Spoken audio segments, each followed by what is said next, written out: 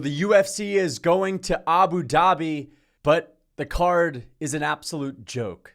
That's right. Dana White just made an announcement on Instagram of the full main card for UFC Abu Dhabi, which is, of course, headlined by Cory Sandhagen and Umar Nurmagomedov. But not only did they fumble a massive opportunity within the placement of these fights or the order of these bouts, but the people that they have on this card, you may as well just call this a retirement home. All you need is Stipe Miocic to complement it. Stipe Miocic should have been on this card. And so does old worn down cobblestone John Jones at this point. But let's look at these announcements, because these fights, I'm sorry, man, but one of these in particular, Dana White said is going to be an absolute war. Let's just listen to what Dana White has to say and listen to that enthusiasm that Dana White's going to have. Let's hear what he's saying. Fight night, Abu Dhabi, Etihad Arena, Saturday, August 3rd. In the main event, you have the best prospect in the bantamweight division in number 10 ranked Umar Nurmagomedov. Taking on number 2 ranked Cory Sandhagen in what is the number 1 contender Umar fight Nurmagomedov, at baby, let's 135 go. pounds. In the 5-round co-main event, Nick Diaz is returning to the Diaz. welterweight division to fight. Damn, who's he going to be fighting? Hopefully it's Tony Ferguson. Nick Diaz is returning to the welterweight division to fight number 14 ranked Vicente Luque in what is certain to be an absolute war. An absolute war. Fuck that! An absolute war? Dude, just stop. Just please stop. It's not an absolute... I don't understand. I don't get this. An absolute war? I know this is not UFC 300. I don't really care that much, but honestly, just the fact that Dana White were to get on there with his big grin and just sit there with the utmost confidence and say that Nick Diaz, he's like an old, grumpy old man, barely form a sentence. It's not even because of the brain damage. It's literally just, he's an old, grumpy old man. Nick Diaz, who couldn't give less of a fuck, who showed up against Robbie Lawler and literally quit more than Vicente Luque did. And you're telling us, does Dana White think that the fans are this stupid? Does Dana White think that the fans are this dumb? You think that we're super hyped for this matchup because it's a war? Nick Diaz is even worse than Conor McGregor when it comes to toughness at this point. I talk about Conor McGregor and how a couple of calf kicks for Michael Chandler is going to have him thinking about the yacht parked outside of the arena and how he's going to mentally check out after a few of those big low kicks. Nick Diaz gets grazed with a gust of wind and sits down looking scared, covering up for dear life. This isn't 2012. And for even Vicente Luque, this is not 2019 Luque, 2020 Luque. Enough. This isn't going to be an absolute war. It's not a fucking war. This fight sucks. And also, not only does this fight suck, but it's a mismatch. You know, fair enough. Vicente Luque quit hard against Joaquin Buckley in his last fight. So fair enough. We have two quitters. And hold on, let me just say this. I'm not saying that Nick Diaz ain't tough. I'm not saying Vicente Luque are not tough. When I say that both of these guys quit hard in their last two fights, I really mean it. If you watch the end of Vicente Luque's fight with Joaquin Buckley, Buckley takes him down and Luque starts covering up. There was no big punch that rocked Vicente Luque to get him to cover up. He just starts covering up and cowering away and quitting. I've never seen that from him. He might be a different guy than the one that he used to be, especially after he took an ungodly amount of damage against Jeff Neal. But Nick Diaz, I'm pretty sure Robbie Lawler took it easy on him in round one of their fight. Some people said it looked scripted. You know, it really looked like Robbie Lawler was carrying Nick Diaz out of pity just so that he wouldn't go out there and knock him out with one clean shot. Nick Diaz gets caught with one clean combination when Robbie Lawler starts to turn up the heat a little bit in the second round, and he basically flops on the deck and bats his eyes around like a deer caught in the headlights. And Dana White is acting like this is fucking 2012 Nick Diaz about to go to war. Come on. Enough is enough. Like, I don't know. It just, don't be telling us it's going to be a war. It's going to be Vicente Luque playing patty cake with Nick Diaz, just bringing him into the second round, because even Luque, a mentally checked out Luque, is still like a Max Holloway level of durability compared to Nick. You know, I think what this is now that the UFC is teaming up with Turki Ali, right? Turki Ali in Saudi Arabia and Abu Dhabi and all that. Turki Ali, he's a big Marty Lewis fan too. He's a big combat sports junkie. He's a diehard combat sports guy, and we can all relate to him. So he's like one of us. But at the end of the day, this guy is like a multi-level billionaire. And Nick Diaz to him is like a toy, dude. Nick Diaz is like Slash in South Park, where Cartman's trying to get Slash to play at his birthday party. It's like a celebrity's kid has like a birthday party and they get a famous singer to show up. That's what Nick Diaz is to Turki Ali. That's what he said to Dana White. Brother, give me Nick Diaz, man. You must have Nick Diaz. Give me Nick, man. Give me Nick Diaz. And Dana said, all right, we'll see what we can make happen, man. We'll see what we can make happen. And now we have an absolute clown fight on UFC Abu Dhabi. I'm not excited for this at all. I'm not excited for this at all. And the funniest thing is that there are going to be people seriously breaking down this fight. I don't know if it's going to be Dan Hardy, if it's going to be Luke Thomas. I don't know if it's going to be some of these other more serious breakdown channels. There are going to be people with a whiteboard doing X's and O's for Nick Diaz in 2024. Nick Diaz has the durability of a freaking of BJ Penn, bro. Modern day BJ Penn.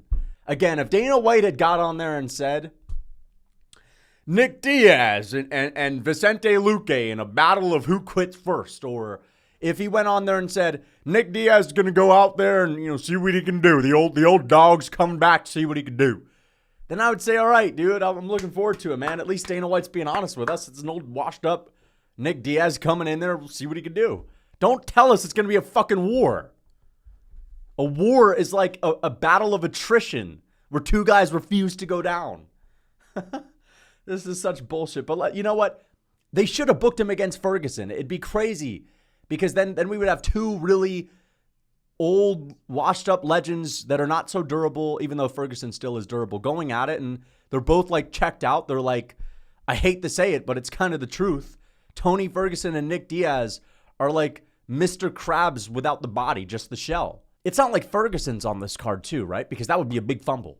Let's hear what Dana White has to say. Opening the main card is a fight between the legend, Tony Ferguson, moving up to 170 pounds, and what could be his final fight to take on Michael Chiesa. Ladies and gentlemen, August 3rd from Etihad Arena in Abu Dhabi. I will see you there. So let's get this clear.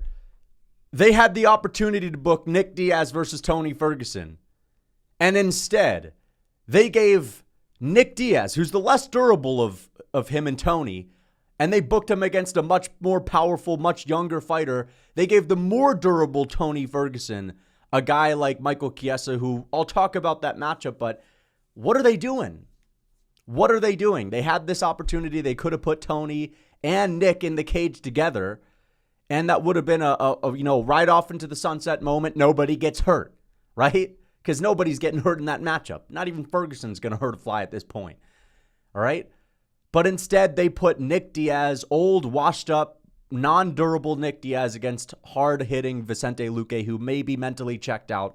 But even a mentally checked out Vicente Luque, who can keep it competitive with Joaquin Buckley, who's actually trying for a round, is far too great of a test and far too dangerous of a test for Nick Diaz. And I know Nick's been training again, and I'm going to have to remind the Diaz army once again that wake up, get a grip of yourselves.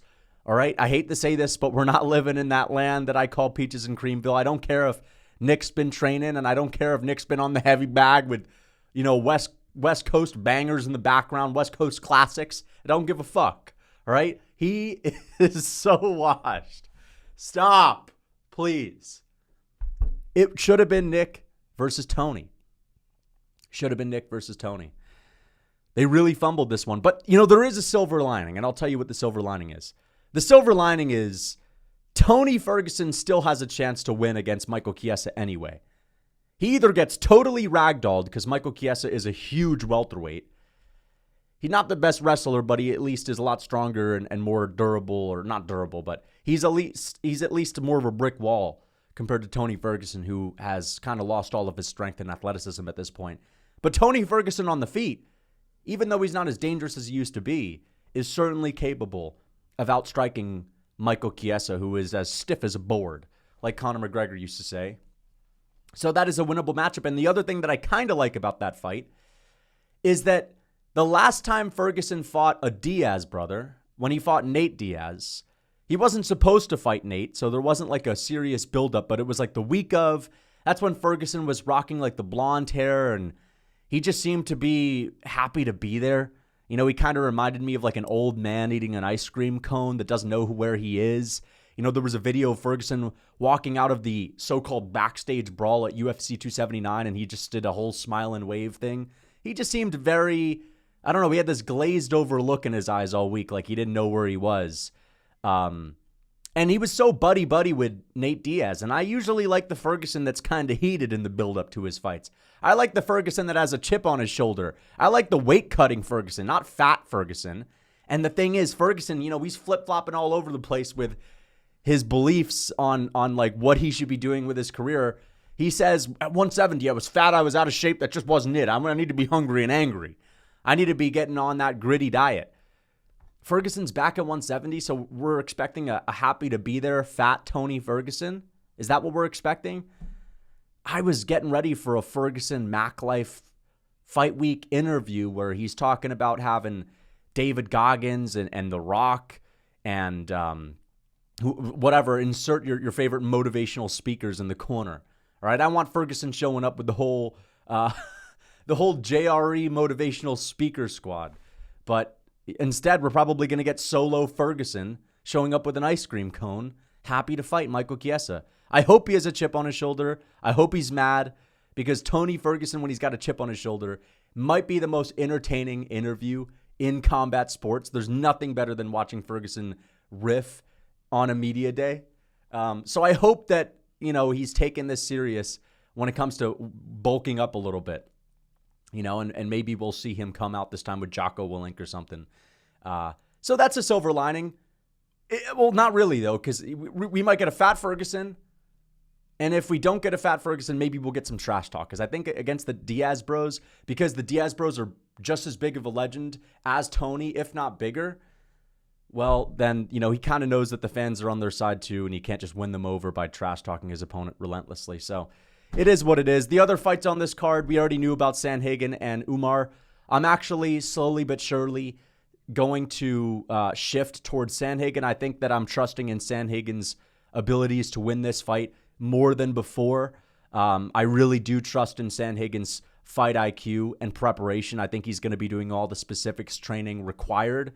So I actually might pick Sandhagen. Mackenzie Dern and Lupe Gudinez should be a pretty decent fight as well. And I believe the other fight would be Chito Vera and Davidson Figueiredo. I think that Chito could certainly lay out Davidson Figueiredo. I think he could knock him out. But I will be picking Figueiredo to out-grapple Chito easily. And I'm going to make a whole video about this. But the last thing I'm going to say is Davidson Figueiredo, a former flyweight champion, is on a 2-fight win streak. If he beats Chito Vera, that'll be a 3-fight win streak. He's not going to get a title shot after beating Chito because of the logjam in this division. It's either going to be Umar, it's going to be, Sandhagen if he wins the fight. It might even be Jose Aldo. It might be Petr Yan. It's not going to be Figueiredo. Figueiredo might need 4 consecutive wins to get a title shot as a former champ. That is insane. So, I mean, even if he wins this fight, it's going to be good win money. It's going to be good for his legacy. I actually think he has a better resume than Alexandre Pantoja, to be honest, overall. It's pretty crazy. Figueiredo is building a good legacy. I think he will beat Chito Vera with his flyweight speed and takedown entries. Chito's been out-grappled before, and I think Figueiredo, who just kind of easily out-grappled and submitted Cody Garbrandt, who we looked at as having good takedown defense. I think it's going to be a lot easier to do that to Chito Vera. So, yeah, what do you guys think of these fights? I know that I kind of hated on the co-main event, but again, I'm not upset that Nick Diaz is coming back. I'm not upset at that at all. I'm more upset at the fact that Dana White is trying to push this off as a war. Like, come on, the fans aren't that dumb. And if it were anyone else, even if it was Vicente Luque, who is mentally checked out at this point in his career, I would say, all right, well, still Luque versus Kevin Holland can be a war or something like that, right? But to say that Nick Diaz is bringing a war is just ridiculous. Just stop, okay? That's ridiculous.